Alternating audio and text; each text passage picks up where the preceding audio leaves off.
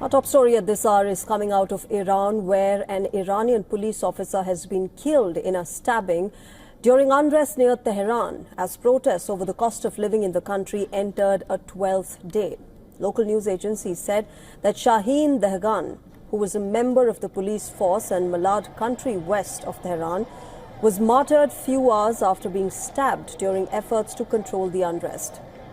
In another incident, a high-ranking police officer, Mahmoud Haqiqat, was shot dead in Iran Sheher, a city in Sistan and Baluchistan province.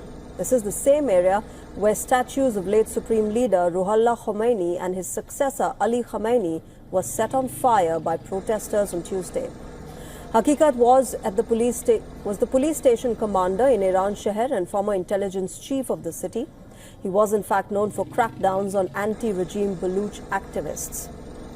Meanwhile, new protests have broken out in several areas of Iran. Social media videos showed protesters march in the port city of Bandar Abbas in southern Iran's Hormozgan province as protests reached their 11th day on Wednesday.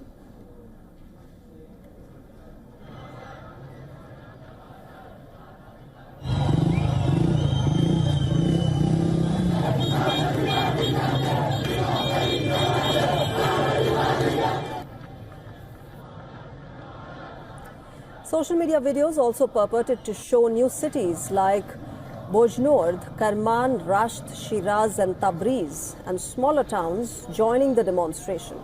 Footage showed people clapping, cheering and chanting on the streets in Rasht. "Don't be afraid, we are all together."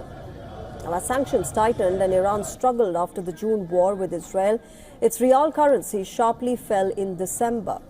The protests began soon after, on the 28th of December, and even on the 12th day, they do not appear to be stopping, reaching over 310 locations in 28 of Iran's 31 provinces. It is the most serious protest movement in the Islamic Republic since the 2022-23 nationwide rallies sparked by the death in custody of Mahsa Amini, who was arrested for allegedly violating the strict dress code for women. Meanwhile, exiled son of Iran's toppled Shah, Reza Pahlavi, has urged Iran's armed and security forces to side with the people and called for more protests amid persisting unrest in the country. Pahlavi has lived in exile for over 4 decades, since his father, the US-backed Shah, was overthrown in the 1979 Islamic Revolution. Now, it remains unclear how much support Pahlavi was on and has on the ground, but there have been some pro-Pahlavi slogans within the demonstrations as well.